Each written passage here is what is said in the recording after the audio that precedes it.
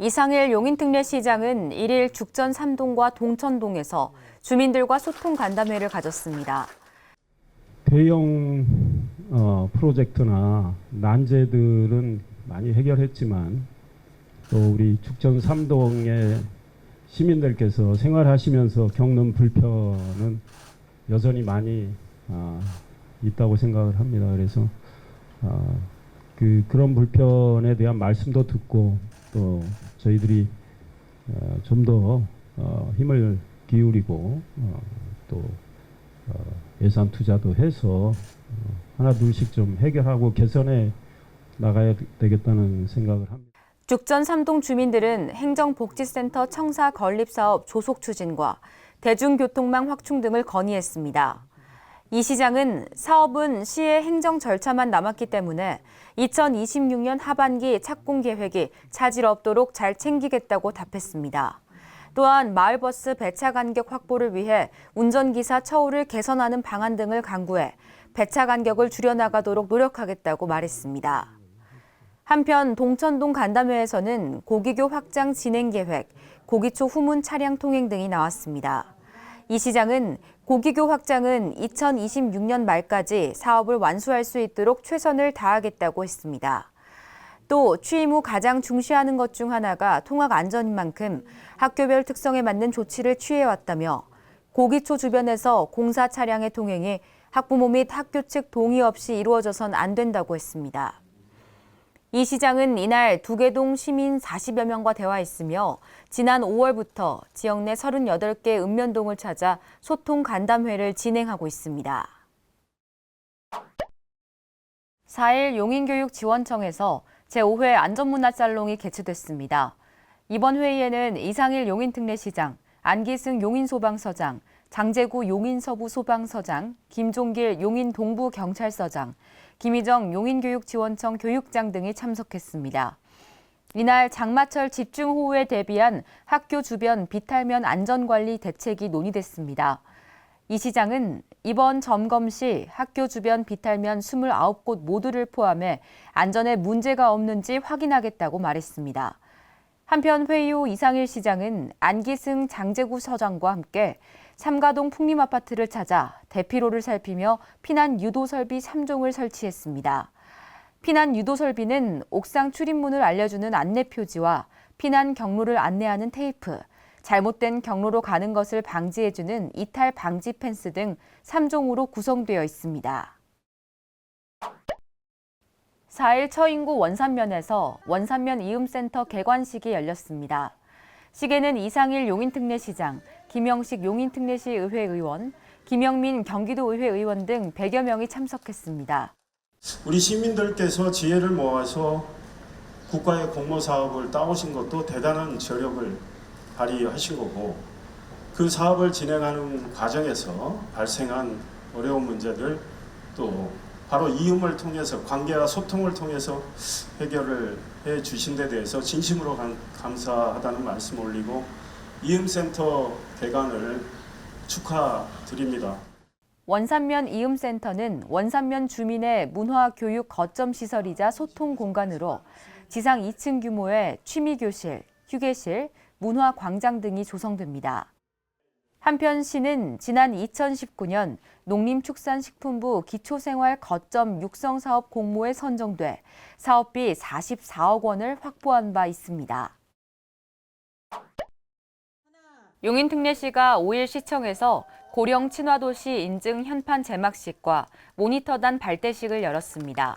이상일 용인특례시장은 모니터 단원들에게 위촉장을 전달하고 시청 1층에서 열린 현판 제막식에 참석했습니다. 저희들이 아직 부족한 것도 많지만 그래도 매우 열심히 어르신들을 위한 활동을 하고 있다는 평가를 받은 결과라고 해석을 하고 이 인증을 받은 것을 계기로 또 어르신들의 건강, 행복을 위해서 시가 더욱더 열심히 뛰고 또 예산도 늘리고 이렇게 해 나가야겠다는 생각을 합니다. 시는 지난 5월 2일 세계보건기구에 인증을 신청한 뒤 약 2주 만에 평가를 통과했으며 이는 역대 최단 기간 인증으로 알려졌습니다. 모니터단은 2년 동안 고령 친화도시 관련 사업을 점검하고 일상생활에서 어르신이 겪는 불편사항을 조사하는 역할을 맡게 됩니다. 이상일 용인특례시장은 5일 수지구 상현 1, 2동 행정복지센터에서 각각 주민과의 소통 간담회를 가졌습니다.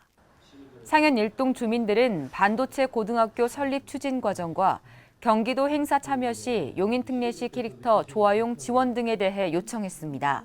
이 시장은 반도체 고등학교는 2026년 3월에 개교할 수 있을 것으로 기대한다고 답했으며 시 관계자는 조화용 탈은 행사 계획서와 인력 배치 계획 등을 행사 2주 전 담당 부서인 공보관에 신청하면 대여가 가능하다고 말했습니다. 상현 2동 주민들은 행사 시 아트트럭을 우선 지원해 줄 것과 상현공원 내 맨발길의 경사로 보완 등 의견을 제안했습니다. 이 시장은 아트트럭 경쟁이 심한 것 같은데 수요를 파악해 조정 방안을 찾아보겠다고 했으며 경사로 보수와 신발장 설치는 가능한 빠른 시일 내 조치하겠다고 말했습니다. 한편 이 시장은 주민들의 불편 사항을 청취하기 위해 지난 5월부터 지역 내 38개 읍면동 순회 방문을 진행하고 있습니다. 용인특례시는 8일 시청 접견실에서 용인시 농협쌀조합 공동사업법인과 지역 내 모든 경로당에 배곡쌀을 지원하는 내용의 업무협약을 체결했습니다. 시계는 이상일 용인특례시장, 강병원 용인시 농협쌀조합 공동사업법인 대표, 박종복 NH농협 용인시 지부장 등이 참석했습니다. 협약에 따라 이달부터 지역 내 850여 곳의 경로당에 용인에서 생산되는 배곡쌀이 지원됩니다. 장애인을 위한 가상현실 스포츠 체험센터가 지난달 전국에서 4번째로 용인에 설립됐습니다. 스포츠와 관련된 가상현실을 이용해서 실제로 스포츠 체험 활동을 할 수 있는 곳이고요. 그걸 통해서 체력 증진, 건강 등을 유지할 수 있는 그런 시설입니다. 비장애인도 이용할 수 있는 시설인데요. 참으로 많은 프로그램이 있기 때문에 이곳을 찾는 분들이 굉장히 재미있어 한다고 들었습니다. 센터는 체력 증진과 두뇌 향상 등을 돕는 교육 게임, 멀티터치 테이블, 시니어 테이블 등 10여 종의 프로그램을 운영합니다. 특히 장애인들도 외부 환경에 제약 없이 다양한 스포츠와 레저를 동시에 즐길 수 있어 시민들에게 큰 호응을 얻고 있습니다. 저희 발달장애인 친구들이 더 많이 자유롭게 이렇게 놀 수 있는 공간이 많이 생겼으면 좋겠습니다. 시는 체험센터가 장애인은 물론 비장애인에게도 체험 활동을 제공해 체력과 정신 건강 증진에 도움을 줄 것으로 기대합니다. 이상일 용인특례시장은 8일 상현 3동과 성복동 행정복지센터에서 주민소통 간담회를 열었습니다. 상현 3동 주민들은 광교 스포츠센터와 행정복지센터 건립, 상현역 일원 보도블록 교체 등을 건의했습니다. 이 시장은 스포츠센터와 행정복지센터 건립은 검토되는 방안에 대해 다시 한번 주민설명회를 열고 충분한 검토와 의견을 수렴한 뒤 결정해서 일을 시작하자고 말했습니다. 시 관계자는 보도블럭을 전면 재포장하려면 예산이 드는 만큼 우선 불량 구간을 먼저 보수한 뒤 전면 재포장은 예산 사정을 살피며 검토하겠다고 했습니다. 성복동 주민들은 성복동 복합문화센터 건립, 광교 송전탑 이설 문제 등에 대해 답을 요청했습니다. 이 시장은 복합문화센터 건립은 절차상 밟아가야 하는 단계는 있지만 우리 시가 진행하는 행정 절차는 속도를 내보는 방향으로 가자고 말했습니다. 광교 송전철탑 이설과 관련해서는 지난해 7월 수원 쪽에서 공사하려던 것을 직접 국민권익위원장에게 서한문을 보내고 전화통화를 해서 브레이크를 걸며 성복동 시민 입장을 반영하도록 노력했다며 수원시가 여는 주민설명회에서 우리 시민 입장이 관철될 수 있도록 노력해달라고 관계자에게 당부를 남겼습니다. 용인중앙시장이 지난 2일부터 유동인구 분석 시스템을 가동했습니다. 이는 시장 상권 활성화를 돕기 위한 것으로 IoT 센서는 용인중앙시장 교차로 등 총 9곳에 설치됐습니다. 유동인구 시스템은 저희 스마트폰에 맥을 자동으로 잡아줘서요. 시장 안에 그 시민들이 휴대폰을 갖고 있는 시민들이 머무는 시간까지 측정할 수 있는 시스템이고요. 시장 내에 어느 가게에 사람들이 많이 가는지 어느 쪽에 적게 가는지 분석을 해서 시장 상인에 그 도움을 줄 계획으로 구축하게 됐습니다. 분석 센서는 관제 서버와 와이파이로 연결돼 각 지점을 통과하는 인원을 분석하고 구역별 혼잡도 등을 알려줍니다. 유동 인구 시스템에 대해서 각종 그 행사의 그 집계 파악은 물론이고요. 평소에도 계절별, 월별, 일별 또 그 이런 그 일일 기상도에 따라서 그 집계기 파악이 되고요. 이 시장에 그 유입되는 체류 시간까지도 파악이 되기 때문에 앞으로 그 이런 전통 시장의 방향 활성화 방향 설정에 그 큰 도움이 될 거라고 확신합니다. 시는 이 같은 데이터 분석이 용인중앙시장의 마케팅 전략 수립과 더불어 긴급 상황 발생 시 신속하게 대처하는 데도 큰 역할을 할 것으로 기대합니다. 이상일 용인특례시장은 9일 수지구 고기동을 방문해 공사 중인 사회복지시설 현장과 고기교 주변 상태를 점검했습니다. 이 시장은 고기동 사회복지시설 공사 현장에서 집중호우 상황 발생 시 물과 토사의 흐름을 예측해 살펴보고 피해 대비 태세를 점검했습니다. 또한 고기초등학교 후문과 보강 공사를 한 고기교를 방문해 시설을 살펴봤습니다. 지난 2022년 정밀안전진단에서 D등급을 받은 고기교는 최근 보강 공사를 마쳐 A등급으로 상향 조정됐으며 2026년 말 새로운 다리가 건설될 때까지 사용될 예정입니다.